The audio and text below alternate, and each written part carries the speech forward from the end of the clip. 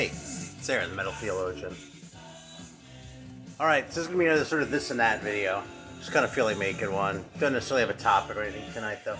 I'm thinking relatively soon I'm going to do a video on the heavy metal records singles. I did that neat one, and that was kind of a fun one to do. Although it's funny, you know, you forget sometimes the old topics that you did. I knew that I'd remade, like, the Devil's Records video from, like, really early on when I started my channel, but I did, like, a neat singles one, too, like, 8 years ago or something like that. I had completely forgotten when I did it again, like, a few months ago. So I don't know if you're an astute observer, maybe you already noticed that, but if not, man, you can go back and compare what I said, like, way back then to what I said more recently and see if I'm consistent or not. Probably not. Actually, on a lot of those I probably was, because you know, my opinions on a lot of those things have been set for kind of a long time. I've had those singles for a long time.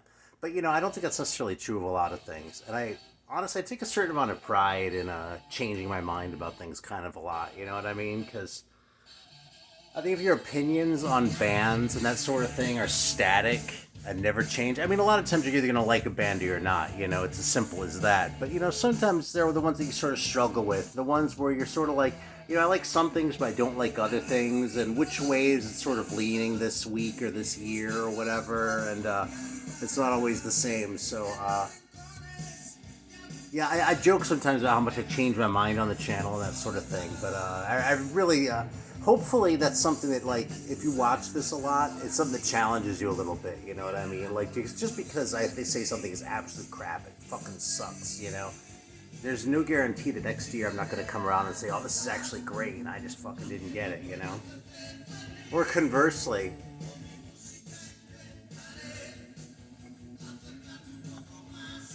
you know, I might go the other way around, you know?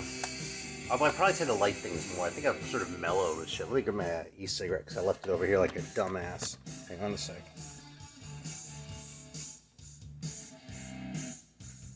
Yeah, I gotta have my little prop here, right? My little fucking, sort of like a fidget spinner.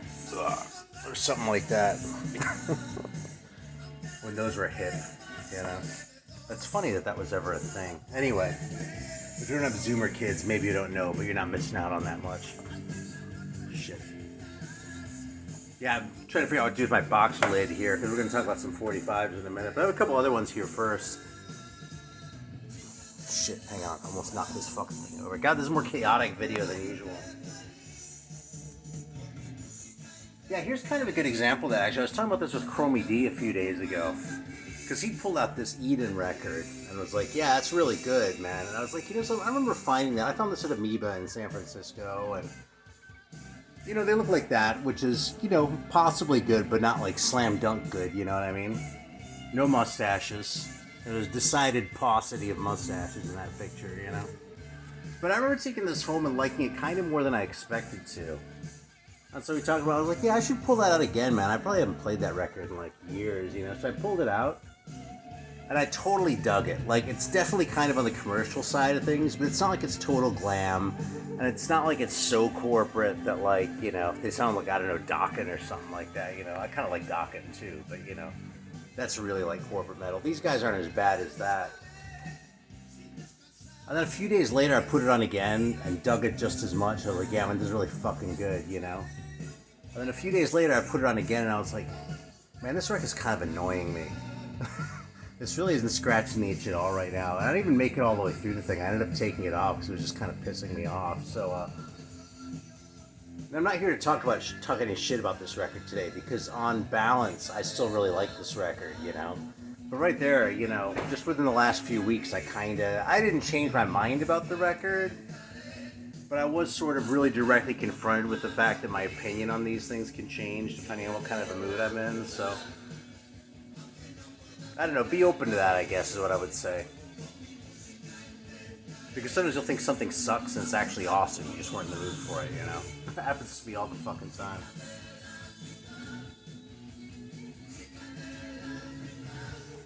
And it kind of keeps it interesting. Oh, there are definitely times I pull something out and like, God, why the fuck do I have this thing? It sucks, you know? It's one of those. Oh, well. What can I say? Speaking of Chromie D, he kind of suckered me into pulling this one out, too. This one really is pretty bad, man. This one was hard to make it through. Now, it's not, it wasn't as bad as I expected, but I was also just expecting it to be absolutely, completely fucking appalling, you know? And Home Sweet Home and the cover, Smoking in the Boys' Room, those pretty much lived up to that expectation. Those are really both pretty much unlistenable, but the rest of it wasn't as bad as that, you know? I wouldn't say it's good. You know, this is definitely like basement level Crew. I mean, after the first two records, this record is so shitty. I mean, it's so shitty that I'm kind of fascinated by it. That's the deal with this one. I mean, it's so shitty that they even like did this like pretentious thing with the spelling. I mean, you're fucking Americans, dude. Who do you think you're kidding? You know, spelling theater that way like a fucking asshole.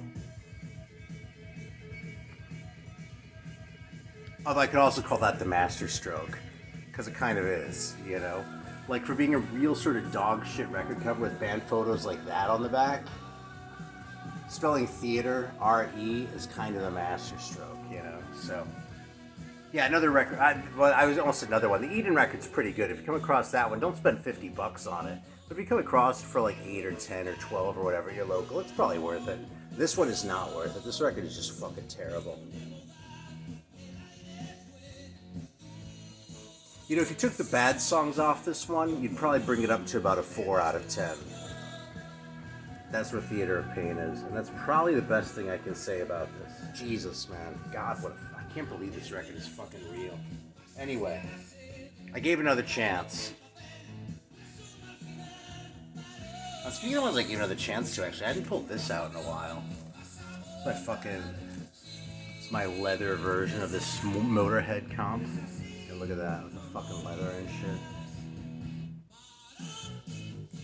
So yeah, there it is. And it's funny, I pulled this out. I was kind of sort of a mini Motorhead kick just like a couple nights ago. And I pulled out a couple other ones here. This is the first one I pulled out, actually. So I hadn't played this one in a while either. And this is definitely kind of different from like sort of the classic Motorhead sound. But if you like the Hawkwind stuff and you like Motorhead, this is like, you couldn't ask for a better transitional record. Because this really kind of has a little bit of that sort of like Hawkwindish vibe to it. I mean, definitely Lemmy's songs with Hawkwind, okay? This isn't like the super spacey shit or anything like that, you know? But if you like Lemmy's songs with Hawkwind, this really sort of is a bridge between that and sort of what Motorhead really already was by their first regular album, you know, the self-titled one. Which I also have right here, because I played that one just earlier today. Yeah, there it is, right in the fucking front, man. Fucking first Motorhead. So anyway, yeah, I pulled this shit out. And like, I kind of wanted to hear Killed by Death. And I kind of wanted to hear Emergency. And I kind of wanted to hear Iron Fist. And they were all on different sides. So I was like, well, I guess I got to play the whole thing then. So yeah, I played this one all the way through. Front to back. I mean, it's really fucking good, man.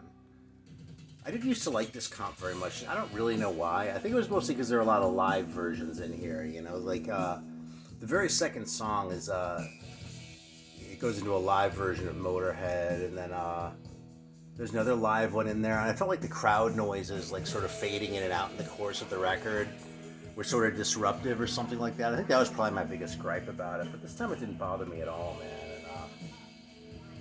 I don't know, it's just solid. I mean, if you have their albums, I don't know if you really need this.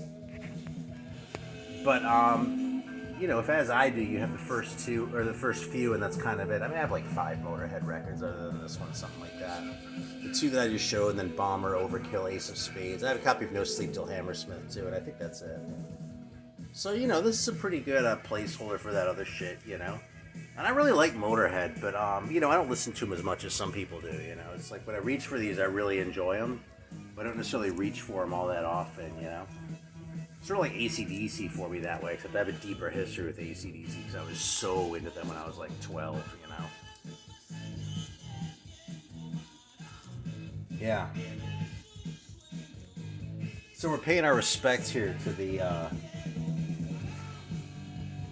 classics. Hell, man, I pulled this one out too. Fucking Holy Diver, you know, it's a classic record, it really is. And I think this really might be the only really great Dio record, too. Because this one is really pretty solid all the way through it. I mean, I can hang with the last in line, and I can hang with, the next couple as well. And even like Lock Up the Wolves isn't bad, I mean, I have these records, and I enjoy them from time to time, but they all kind of feel like, here, this is what Ronnie James Dio has in common with Tina Turner, is that both of them were really great singers who never really made records where the songwriting was like at the level that like they deserved with what they were able to deliver. You know what I mean? And Tina Turner is probably the worst of the two, because I don't know if Tina Turner ever made a great album. At least Ronnie had this, and like those Sabbath records are pretty fucking good. And then he has those 3 great records with Rainbow. So you get to hear him in full form. But by the time he started his own band, I mean, this record's pretty great. But yeah, I mean, even the shit on this one, like Rainbow in the Dark, that synth on that thing used to bug me. But now that synth doesn't really bother me anymore, I can totally hang with it, And his lyrics are kind of dumb, but whatever, man. I don't fucking mind dumb lyrics at all, So, yeah. It's funny to say there's really only one really essential Dio record, given how essential Dio himself is. But that's really kind of the point, you know what I mean? Just like, Tina Turner, like with Ike and shit like that, had some really good singles. But like, by the time she fucking got out of that shitty situation at the records, just, well, I don't love them. But I kind of love this. This is one that I got because of Alan. Like, he sort of introduced it as a semi-guilty pleasure, and I was like, I'm totally on board with the fucking semi-guilty pleasure. So we're going to put this on for just a minute, because Alan might be embarrassed, too, over at Let's Talk Metal. It's definitely kind of screamy and shouty and a little bit dork-tastic. But it lives up to that cover pretty well, man. Actually, maybe not, because this kind of makes them look a little bit darker and a little more sinister than what they actually sound like.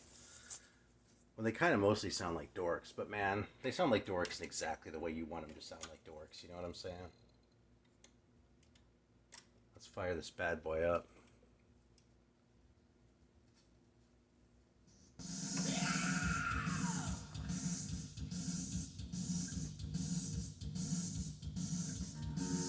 This kind of boneheaded gallop there, totally behind that. By the way, that was Baron Rojo we were listening to. So this is kind of like what I wish that Crew record sounded like, This is when we were playing when I fired shit up. It's on Mausoleum. It's okay. It's so good.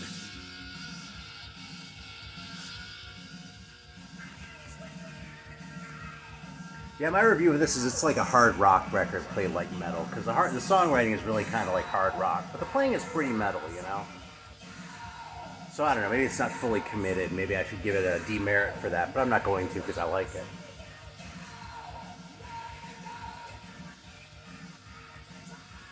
Yeah, this is super simple, isn't it?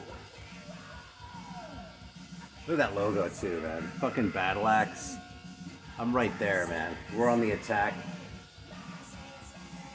You gotta love it too, and it looks like they printed the cover and then stuck the logo on as an afterthought.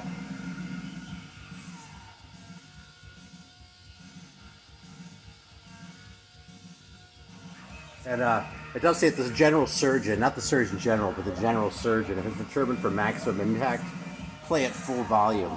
And that might be true, but I'm not sure if I can handle maximum impact, so I'm just gonna leave it where it is. They're from Wisconsin too, incidentally. There you go. Maybe I should do a feature on bands from Wisconsin. I'd have to talk about Raven Bitch again. Yeah. So I've kind of been deep into 45s. Since I recently unloaded some shit, it's kind of been a good time for me to grab a few things. So I kind of grabbed a couple I kept my eye on for a while. I'm going to show them off because I feel like it. Yeah, and this is probably the first one right here that I'm going to go for. Like I said, I have that lid sitting there, right? But yeah, I learned surprisingly late that these even existed, man. But I got this early Samson 45. And this shit rocks. And this is early too. This is like 78, you know? And look at that fucking primitive looking cover. Like, it's kind of hard for me to resist that shit, you know? Look at the label on that shit. I should probably sample this for a minute too.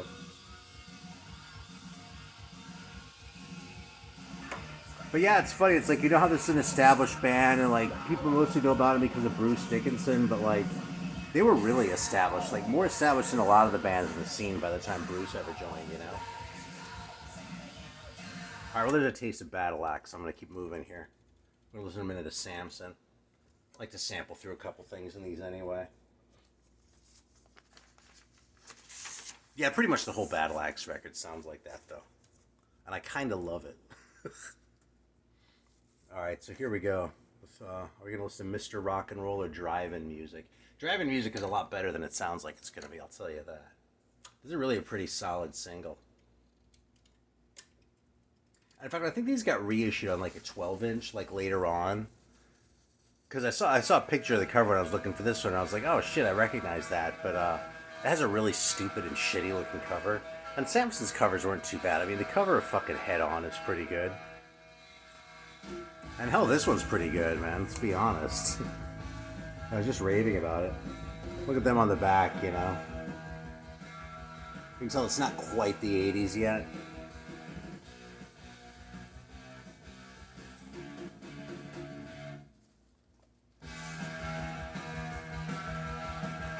Yeah, I mean, for 78, man, it really already kind of has that sound, you know? That new wave British heavy metal aesthetic. And it has a simple songwriting, but it isn't so, like, just hard rocky or, you know, worse yet, AOR-y that it just sort of sinks back into the 70s, you know what I mean? Like, if this were, like, 81, I don't think I would be saying, yeah, you can really hear that this still has a foot in the 70s, like I do about some of them, you know?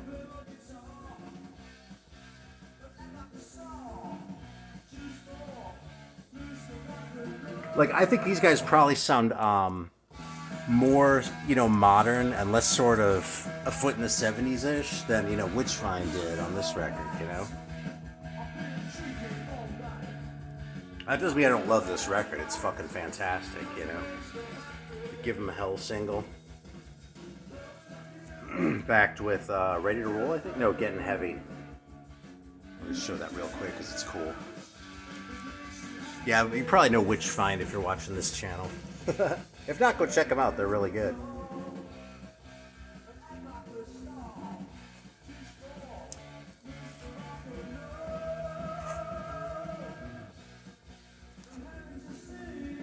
Yeah, let's see.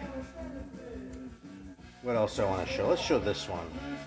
There's another one that I got in the same pack with that one. Sort of had my eye on this for a while, but this is the second Bleak House single. And,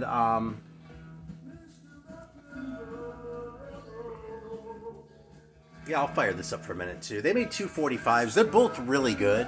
I call them 45s. They actually play at 33. I only have the second one. I actually like this second one a lot more than the first one, but the first one's really good, too. Like, good enough that I'll try to get my hands on one someday, even though they're not that easy to find. But, yeah, we'll fire this one up for a minute, because, I mean, what this one kind of has going for it, especially on the lead track, Chase the Wind, is it has, like, that sort of primitive, like, proto-epic metal style to it, you know what I mean? Like, it does not sound like Manowar, you know, a few years later, you know, or like Manila Road or something like that. But it kind of has some of that songwriting stuff in place already, some of that sort of majestic vibe. I gotta slow it down because it plays 33.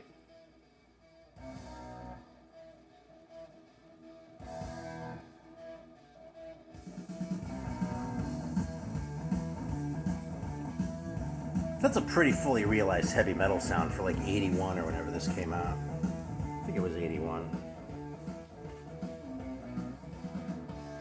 Well, there's the back.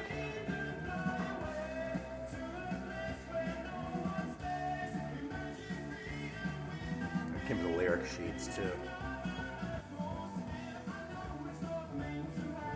And you can tell it came from a smoker's house, but I'm okay with that.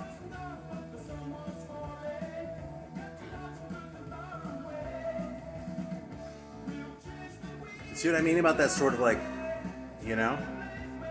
There wasn't a whole lot of that at this point in time either, you know? Tyrant did it a couple years later with that Hold Back the Lightning single. I mean, I don't know. Iron Maiden kind of didn't do it so much until about The Number of the Beast. They were starting to, though, on some of those records, like, you know, with some of the slower ones, some of the more laid back ones. Like Purgatory kind of does that, the song, or like Murders in the Rue Morgue.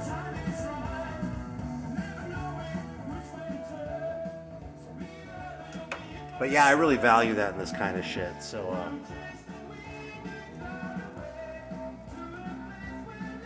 yeah, I like walk around like whistling this song all the time and shit. Oh my god, nobody's gonna fucking know what the hell that is.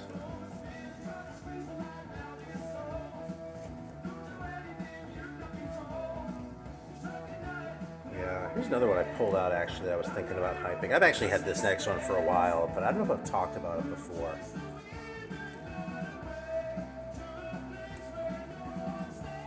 And it is, yeah, right here. Here we go.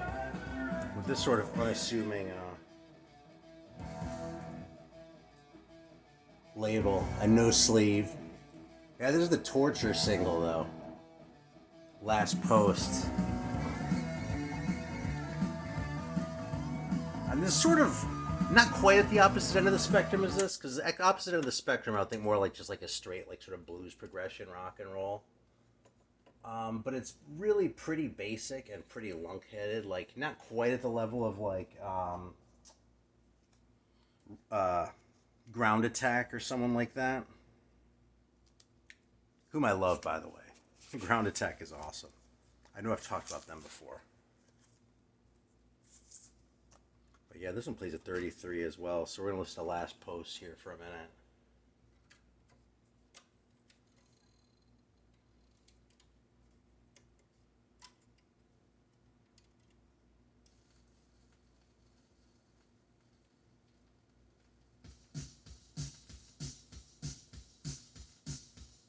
For some reason, that intro drum beat always makes me think of Dancing with Myself by Billy Idol.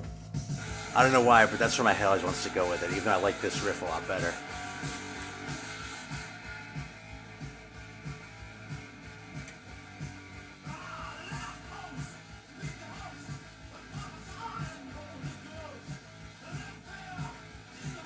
I can't argue with this, man. This is a fucking rocker, you know? Really sort of a loose feel to it. You know, a singer who's not technically great, but delivers. And a simple but really effective riff.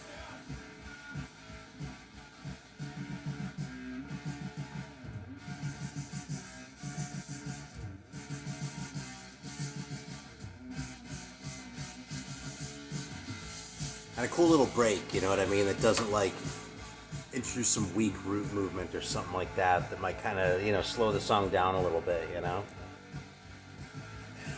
Yeah, it's a great single, man. Fucking Torture. You'd think with a band with a name like Torture, they might be a little better known, but they don't seem to be. There was that American band, too, that released that record in Mexico. That's a great record, too, but it's pretty different in style than this.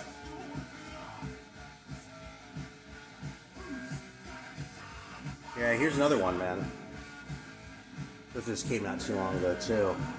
Fucking Jameson Raid, the second one. I already had the first one here. I think I've played this before, too, and, like, talked about it and shit. Not a great name, but a very promising looking label on the record. GBH Records. But yeah, these guys were really punky sounding. Probably a little bit less so on this one than on this one. But they definitely had sort of a rough and ready sound. I mean, even more than Torture, maybe, although it's probably comparable. These guys were a little bit slower for sure, but also a little bit more sort of thoughtful. You know, in the delivery, it's just a little bit more. There's a little bit more restraint, even though the delivery, in terms of the sound and the color, is comparable to this. So yeah, Jameson Raid is another really good one. And a band I've liked a lot for a long time, but I just got around to getting their second single recently for some reason. And there's another one I just thought of here that I was going to talk about in the last couple minutes. Oh, I remember what it was. I sort of touched on it before. I was really stoked. In a way, I was happiest to get this one, even though it was probably the cheapest of the ones that I got recently.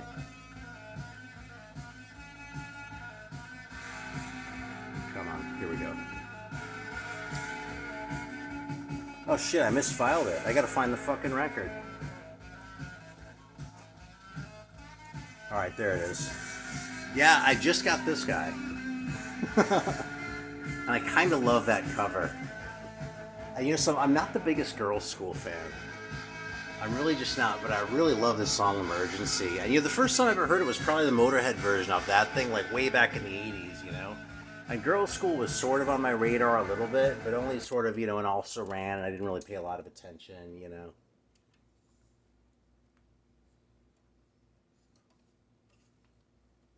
Even though they were a good band and like committed too, you know what I mean? They weren't doing any like that, any like Lee Aaron shit, you know, that was sort of mealy mouthed or half-assed, you know.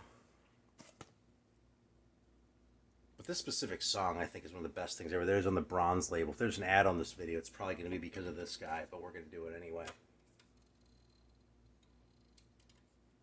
Because this is like my song of the week. I've been playing this like every day. Fucking Emergency by Girlschool.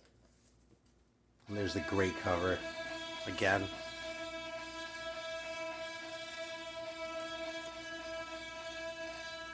Look at that picture.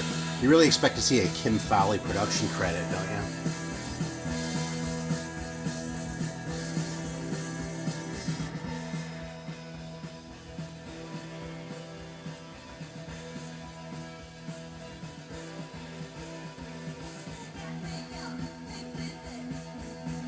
Vocals are a little thin, you know? But I think it fits in just fine, you know?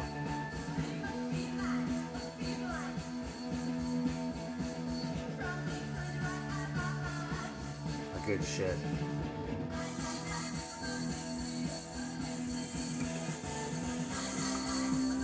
I gotta admit, I have a soft spot for something like this, where like it doesn't translate across the Atlantic very well, because that whole 999 thing, apparently in the UK that's the equivalent to 911 over here.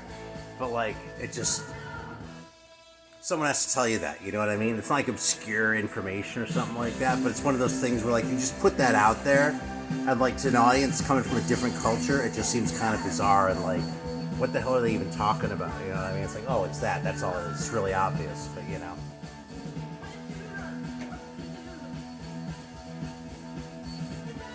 So yeah, I kind of love that sort of thing. So that's why we're wrapping it up by hyping Girlschool a little bit. All right, I think we're gonna leave it there. Thanks for watching. Always appreciate it. And yeah, just a casual one today. We'll do the heavy metal records one soon, though, I think. It's going to be similar with singles and shit, so I don't have quite as much, so might move a little faster, but we'll see how it shakes out. Alright, thanks for watching.